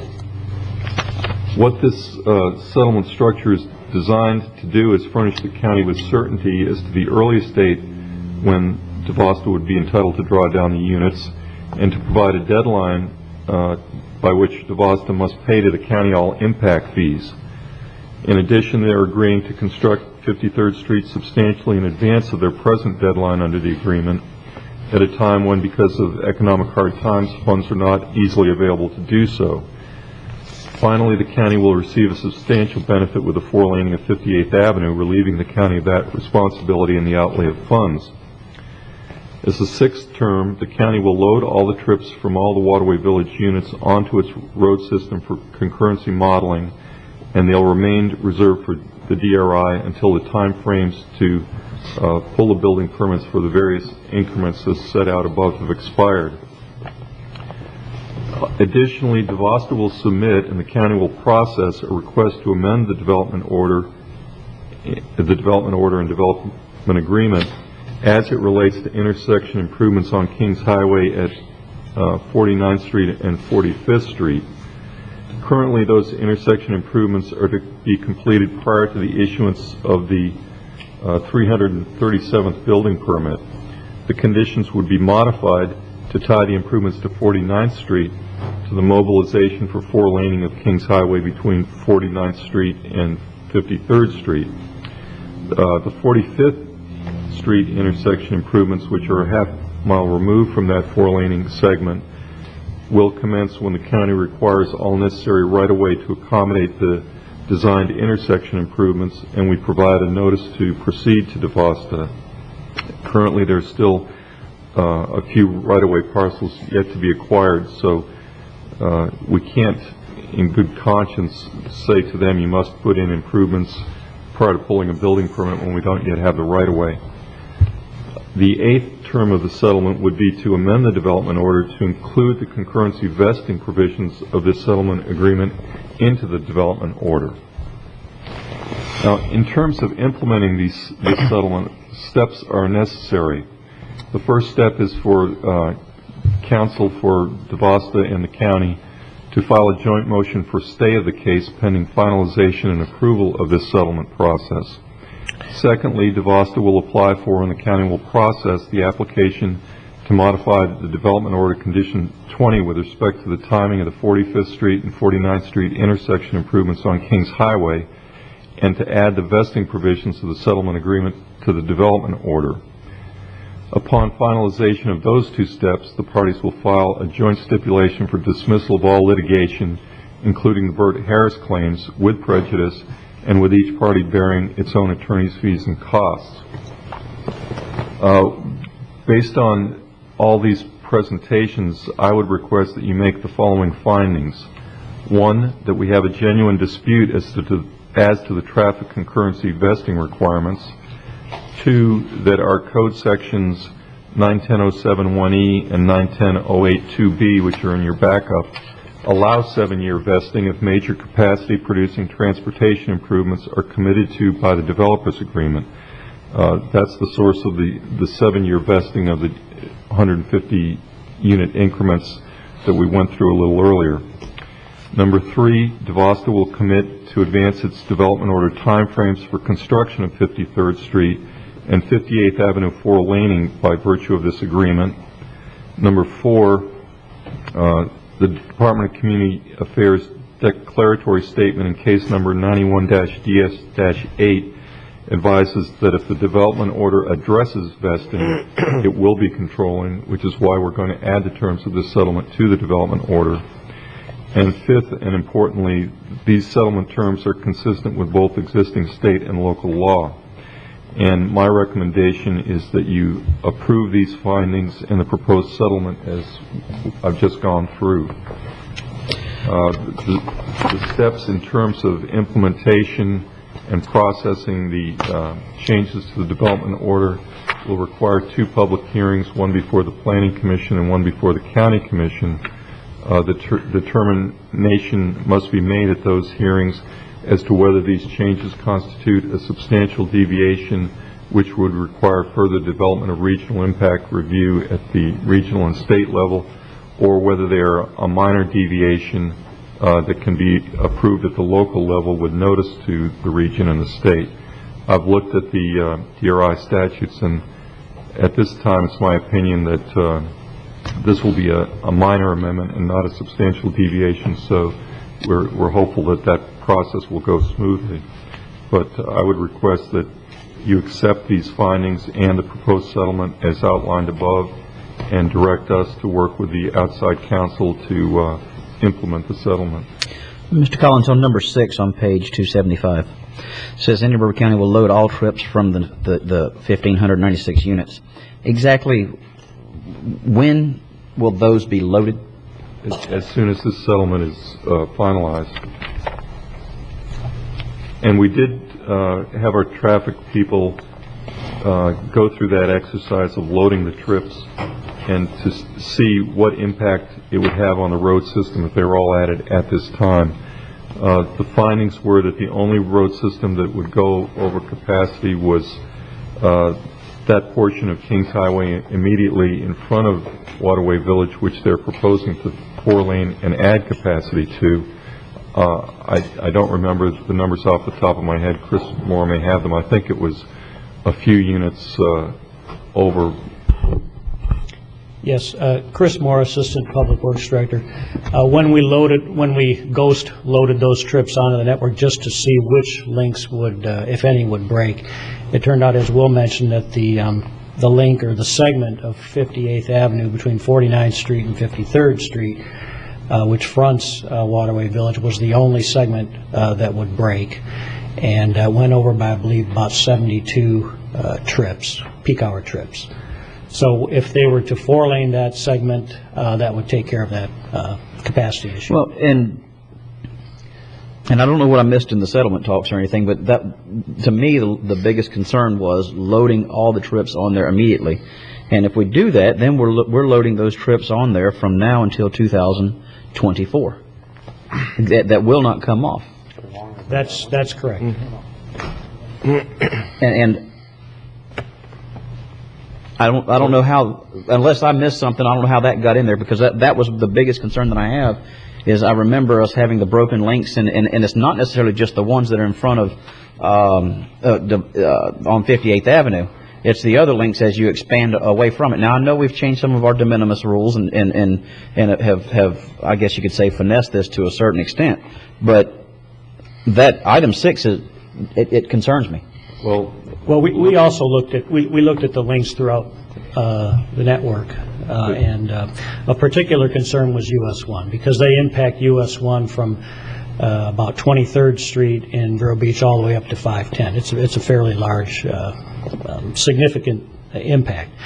But as the board may recall, we adjusted all of those capacities on US 1 when we did the synchro analysis a few years ago, looked at the signal timings, favored US 1 with green time, and that did raise the capacities of US 1 significantly throughout that 7-mile segment. Now, even when you load all of those remaining trips from Waterway Village, there remains anywhere between 500 and 600 trips per peak hour on those affected segments of US 1. So there should be plenty of capacity on those links. Mr. Chairman, could I just make a couple statements? When the development of regional impact came in originally, it was evaluated, modeled, trips were loaded from units onto various roads where our computer systems say they'll go to, and based on that modeling prior to the approval of the DRI, requirements were developed, put in the development order and the developers agreement to satisfy and bring up to speed all the lengths of all the roadways that this development would impact. Then as they're moving through their development, there was the concern that they would be absorbing all the trips on the highway if they were considered vested. I believe that they are vested under the law. Reasonable people can differ on that. The board thought it was important to make sure that if their development subsequently had adverse impacts, that they addressed them as well. What they're trying to do through this settlement is speak to some of the county's major concerns, make additional improvements by way of compromise of this controversy. And I think it's important to realize that if there are problems with the roads, they can be attributable to other projects that are coming on all over the county and adding background traffic. And if there are deficiencies, they can be attributed just as much to other projects as to this, which at the initial approval committed to all necessary improvements, is now committing to substantial advancement of other construction that's a benefit to the county. And there is a genuine controversy. We may win if the lawsuit went to trial. They may win, but I think this is overall very much in the best interest of the county to avoid the situation of a coin toss where not only are they vested, but they're asserting some claim for damages through the Burt-Harris process. I think we're much ahead of the game to put this lawsuit behind us. The system can accommodate the trips even when they're all loaded, but they're going to be coming on incrementally at 150 a year, and that's why I'm recommending approval. No, I disagree with what you just said there, and if I'm wrong, I need you to explain it to me. You said they're going to be loaded incrementally. No. I'm reading in number 6, they are coming on immediately. They're going to be reserved immediately, and then if they're not pulled down within those 7-year periods for each 150-year increment, they'll come off. In other words, if in year 2012 they've got 7 years to pull 150 permits, if they don't pull the 150 permits within that 7-year period, then that entitlement goes away. They can move on to their next 150 units. Repeat that one more time. We are reserving 1,596 units worth of trips on the system immediately. They have told us that they are going to take down 150 building permits a year roughly. They want to have the opportunity to. And they want to be able to pull them within 7-year windows, either 2012 to 2019 or 2014 to 2021. So they'll be able to take down those units for a 7-year vesting period. If they fail to do so, then after that 7-year period goes by, they will lose those trips. They will no longer be vested. So all the units don't stay on until 2024. They start losing after the first 7 years, a portion of them that aren't vested. So, Mr. Chairman, I'd like to say a couple things, and actually in support of Will's comments. Okay. I go back to the idea that originally different parties thought that all the trips were vested from the start. And it was only after, as I understand it, we had some concurrency problems that we revisited this. Initially, our attorney, as Will said, rendered the opinion that the entire development of regional impact was vested for purposes of concurrency, and we were actually able to pay another attorney to get a different opinion. And I don't think that's too tough, especially when we're paying him as much as we paid him on an hourly basis, to come up and disagree with our attorney. And that attorney opined that it was a very close legal question and there was no case law on the topic. So it's not a coin toss, or if it's a coin toss, it's a coin toss with their coin. So I think we're in a somewhat precarious position. I understand a lot of the problems that you've had, which you've articulated very well in the different shade sessions. I think the biggest issue is whether we want to look at this as primarily a transportation issue or an economic development issue. And right now, in these times, I look at this, I'll give the economic development side of it a little more prominence. And it's not just about the VASTA, it's about different things that happen when 53rd and the connection to Indian River Boulevard takes place. I think most of us know, and I've got some follow-up, I think, from the county administrator, that there's a Publix ready to go in on the corner of US 1 and 53rd if that element of 53rd is complete. And when the Publix goes in, there's probably going to be some other buildings going in, and I think that is possibly the most significant element of economic development that we can do in this county at this present time. That's the closest thing to shovel level that was ready that we get. Smokey Bear again. Thank you. But it's gone. And some people might say that, you know, Publix jobs aren't the greatest jobs for Indian River County. To some extent, I might agree. They're not the level we want. But there are a number of citizens for whom a Publix job would be great. My wife taught special ed for years, and some of her students are now working at Publix and have worked there for 10 or 12 years, and that's probably the best job they can get, and Publix is a great institution for them. So, all in all, when I look at this, I tend to think this is a fine thing for Indian River County. I think that it takes a lot of legal risks off our plate, which ought not be on our plate, and it gives us a very solid piece of economic development, which our county needs at this time. So, with all that in mind, I'm going to go ahead and make a motion that we approve the findings of proposed settlement as outlined above. Got a motion from Commissioner Solari. Do I have a second? I'll second it for continued discussion. Okay. I do have a question for Chris, though. Chris, just ballpark numbers. Can you tell me the 1,596 units in Waterway, about how many peak hour trips did that add to US 1? And then if the Publix goes in, about how many peak hour trips would that be? Just kind of get this in perspective of what we have left on US 1. Sure.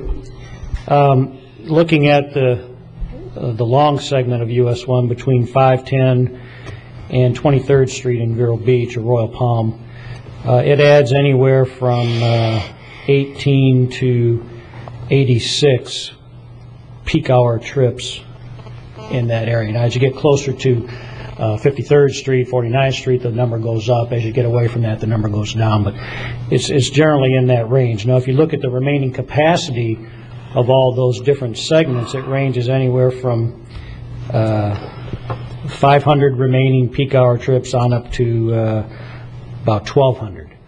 So there's still, even with those trips loaded in, there's still a substantial amount of capacity left. Okay, so then say that Publix opens, how many peak hour trips would shopping grocery store add?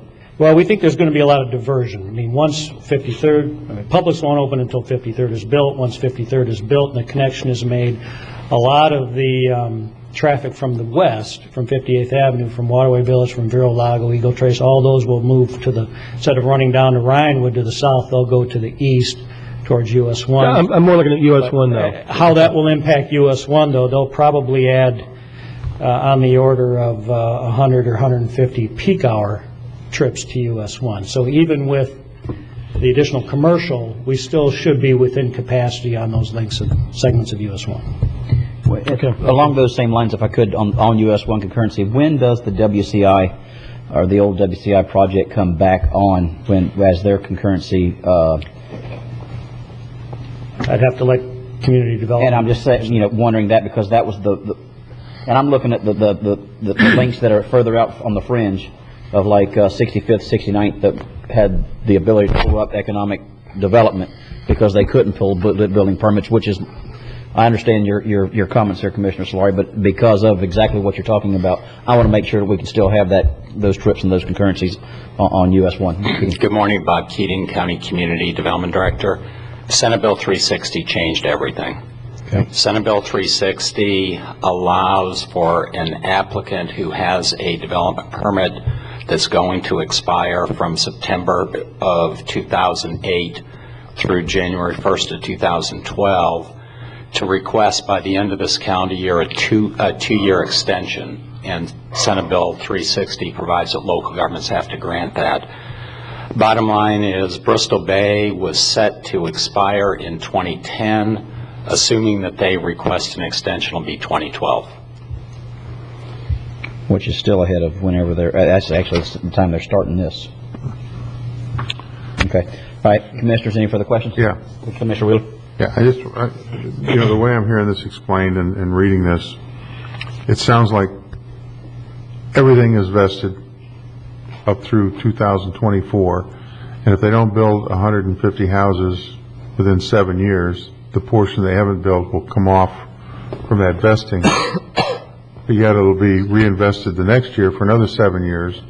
So is there a formula that shows, do they actually lose any vesting over that period of time in 7-year increments, or do they just keep transferring them forward each year until 2024? Well, I think if they didn't pull the 150 units within that 7-year period, they'd have to get back in line with everybody else at that point. For a percentage or a portion, but not whatever they didn't. Whatever they didn't. In other words, they didn't build 15 houses. They built 100 instead of 150. They'd lose vesting for 50 houses within that next 7 years. So it'd be 50 houses less the second increment. No, they'd still have another 150, but that 50 that they hadn't pulled, they'd have to, if they applied for them the next year, they'd have to be competing with everyone else that's submitting applications. Not the next year, 7 years later.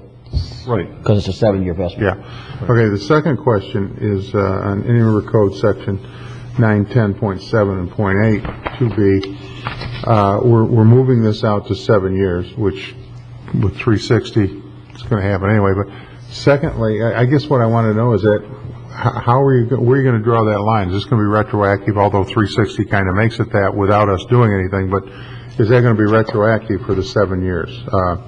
In other words, let's say that WCI doesn't apply, but if we move our ordinance, would they be brought in, or is there a cutoff date of, when would this take effect if we change that ordinance on vesting for 7 years rather than 5?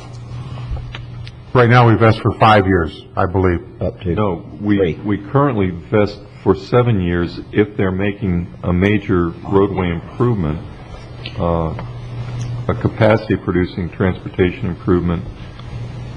That's in our codes now. Yeah, I understand that, but what I'm saying is, like WCI has done nothing. Their vested that they paid for up front is good for 5 years, is it not? That's correct. Okay, will this increase it 2 years retroactively? In other words, this will apply to everybody that's already in the system. If they request we change the ordinance. No ordinance needs to be changed, but if they request by the end of the calendar year an extension. Yeah, the major capacity, but also when they talk about the major capacity producing transportation improvements, so take WCI for instance. Let's say they make that commitment, but then they go belly up, and then how long do they get?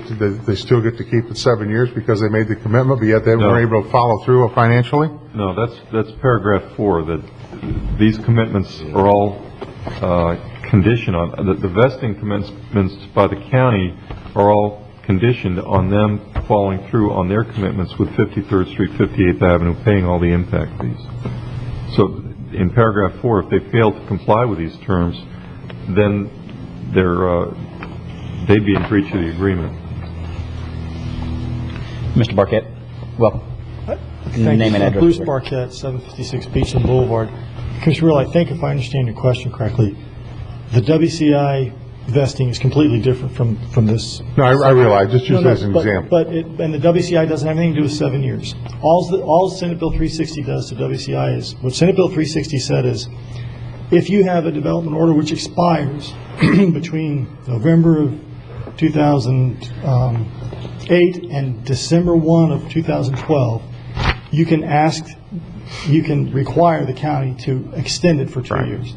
So it doesn't have anything to do with 7-year vesting. WCI didn't get 5-year vesting because they agreed to do off-site improvements. They got 5-year vesting because they paid you the money. It has nothing to do with 7-year vesting. WCI has nothing to do with that. They just have a concurrency certificate that expires, so they get 2 additional years under 360. It really doesn't have anything to do with 7-year vesting. Yeah, and I was looking at the findings on page 276, section 2, where it talks about Indian River Code section. But I think I've got that now. So, okay. Thank you. Thank you. Good morning, Commission. I just want to introduce myself, Juan Faraj with Shubin and Bass, and let you know that I'm here to answer any questions. As the county attorney said, reasonable people can differ as to whether this was vested through the DRI. We still maintain that it was not vested through the DRI, and depending on the policy directive of the Commission and the business terms of the proposed settlement, we can either implement the settlement or we can proceed and defend the county in the litigation, because we continue to maintain it's a defensible position, but we defer to the Commission and professional staff as to the public benefits of this proposed settlement. Thank you. Thank you. Commissioners, any other comments? Thank you, Juan. No, Go ahead, Commissioner. No, I think I think I'm going to probably support the motion because of where we are today. It had been 3 years ago and people jockeying for transportation rights and also what hasn't been done. I'd probably take a different position, but I don't see that being a problem for the next several years. Any other comments from the board before I open for public input? Please come to the microphone. Yes, ma'am. And anyone else that wishes to speak on this? Ms. Renzi, if you would, please give your name and address for the record. Good morning. Renee Renzi, Vero Beach. Several commissions ago, when DeVosta was initially looking for a permit to develop Waterway Village, I read that the railroad crossing at 53rd was a problem because the FEC had said if that was going to be a new crossing, they'd have to close some other crossing. Two other crossings along US 1, which would be a real problem for lots of people who live in that area. Has that issue been resolved? Yes, ma'am. The 2 crossings that at this point are to be closed is going to be 71st Street, which is goes into a little industrial area where we're building a 71st? road. 71st, and the other one is 43rd Street, I believe it is. And that's 43rd? Street, not Avenue. Is that correct? Is it at 43rd Street? Actually, it's just going to be the one. They agreed to a 1-to-1 swap. It's just going to be 71st Street, not 43rd Street in Gifford. Okay. But there is one right there that's very little traveled on 43rd Street in Old Dixie. 71st is the one that we're actually going to close and swap for 53rd Street. And what we're doing is we're making a connection between 69th Street and 71st Street using 39th Avenue. That will make the connection, allow the 71st Street people to get out and have access to 69th Street and cross at that existing crossing. Do the people in that area know about these closings? And don't touch 74th. I use it all the time. Okay. Thank you. Thank you. Any other questions or comments from the public? Yes, Mr. Paladin. Name and address for the record, please. Joseph Paladin, 730 Commerce Center Lane, president of Black Swan Consulting. I support what the commission is doing, supporting DeVosta going forward in these hard times. I do have one gray area question. I'm not crazy about loading all those trips on at one time, but I understand your decision. If we're loading all the trips on at one time, do we get credit, do we get benefit for all the improvements they're going to do at the same time? Or is that spaced out over a period of time? That's a good question. Well, when you're talking about credits, if you mean impact fee credits, they get them as they do work. In other words, if they put so much dollar value into county roadway projects that otherwise we would have to build, they'll get impact fee credits that could be applied to certain units at the time they do the work and come in for the credit. No, I think his question, I know what your question is. Your question is we start counting concurrency on roads when they're 3 years out, or 2 years out. We start adding that, 3. we add that capacity once the improvement is designed and ready to begin construction within 3 years, such as the improvements on 58th. We'll add that capacity in. And that's what I was afraid of. And that's the only problem I have, is the gray area. I think if we're going to load all the trips on at one time, I think that we should have credit for all the improvements they're going to do at one time. Chris, when can basically we, the DRI I understand exactly what you're saying. When will we be able to count 53rd Street as being there? That should be, according to the terms of the agreement, that should be immediately. We should start counting. We'll be able to use that link as being able to accept traffic demand right now. If we have a capacity immediately. As soon as those trips go on. As soon as the agreement is reached. Well, which is as soon as the trips go on. Okay, and then secondly, with the language as far as the improvements to 45th, 49th, and on 58th Avenue. Those are kind of a little bit different. We don't know time frames. They're more scheduled around. Right, they're a little different in that there's 2 intersection improvements. 45th Street and 58th Avenue is an intersection improvement. And then they're doing a segment improvement by 4-laning the half mile of 58. And that will be added on immediately also, because it will be within 3 years. As soon as we're assured that it's within 3 years, we'll add that capacity. Whatever you all decide, but my only question mark was that if we're going to load trips on all at once, basically a DRI investing was based on improvements that Devasta was going to do over a period of time, and that's why they're invested, and I agree it will. But if we're going to load those trips all at one time, I think we should get concurrency at one time for the improvements they're going to make over that same period of time in order not to run out of concurrency before they actually use the trips. I think that would only be fair to balance out the trips we're putting on. If we can work that out. If not, we'll go forward with what you have. But I just think that makes sense to be able to get credit for the improvements going to make over that period of time, seeing as how we're putting the trips on all at one time. It doesn't make sense to do it one way and then take credit for the concurrency another way, in my opinion. And most of this is tied to building permits and not times. So that's where the difficult problem is it puts us in a guessing game about how many units that subdivision is going to absorb on a yearly or on an annual basis, right? Well, again, we'll be adding all those trips onto all the links that they impact. Once the agreement is signed, we'll add those all in. I'm clear on that. It's the links that they are going to improve. When are we going to count the capacity on the links they're going to improve? Well, really, there's just 2 roadways that they're going to improve. There's 53rd Street. They're going to help us make the connection, and they're going to widen a half a mile of 58th Avenue. And we'll go ahead and add those capacities that are associated with those improvements into the system at the same time that we add their trips. I think that's what you're asking. Yeah. Okay. Thank you. All right. Bob? Okay. All right. Bob just wants that Publix to shop. Okay. Commissioners, any further questions? Just, Mr. Chairman, I think you and I shared kind of the same concerns, loading in almost 1,600 trips that is basically going to handcuff future commissions all the way up to the year 2024. But looking at the original development order, I guess they had, that's Will's opinion, is they had that right when they signed that development order back in 05 or whenever it was. And I agree with Commissioner Solari. I think if we choose not to settle this, it'll just be bound up in further lawsuits and nothing will move forward at a time where we probably do need to be moving forward. I think this is a good learning lesson.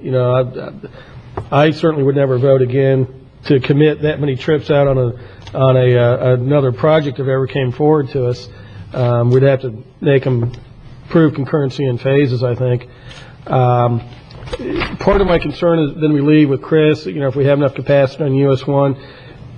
My big concern is, man, we can fix about any road around there except for US 1. That one we just can't afford to fix. We can do 58th, we can do 53rd, we can do all these other side roads, but US 1 is one we just will never be able to afford to fix. So I think we need to tread lightly, but at least going forward now, we know those trips are out there, and we know what to plan for, and we know what the big gorilla is.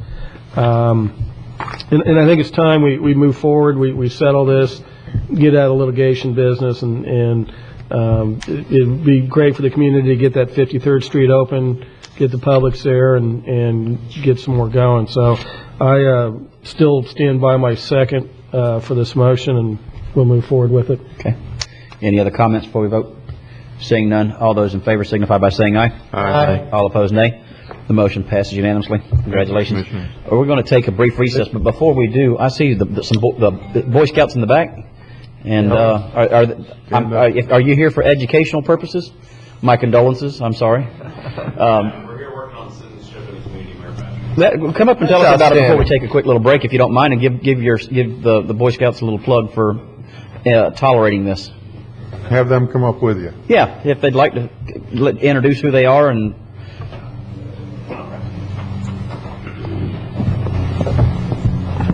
Well, they picked the right meeting. It looks like it's going to be a little shorter, but... My name's Ben Pauley. I live out in the county area in Point West, and I'm the Scoutmaster for Troop 578, which is chartered by the LDS Church on 12th Street. And I'll go ahead and have my guys introduce themselves. Okay. My name's Colin Mile. I'm visiting Bell Troop, so... Well, welcome. Thank you. Hello, my name is Zachary. Welcome. Okay, welcome. Hello, my name is Cameron Davis. Okay, Is he welcome. related to you, Chairman? Probably, just don't know it. How's it going, cousin? Got a broad family. I'm Brian Alcott. Randall? Welcome. Ryan Alcott. Oh, Ryan. Okay. Welcome, Ryan. I'm Parrish. Parrish? Well, welcome. We certainly do it. And you're doing the what was it, the citizenship? They're working on citizenship in the community merit badge. Citizenship in the community. Yeah, we're working on citizenship and community merit badge. Okay. And one of the requirements is that they have to attend a local government meeting. And we'll be going back afterwards and discussing some of the items and matters that were discussed, and whether or not they agreed with your position or disagreed with your positions, and they have to present their reasons why.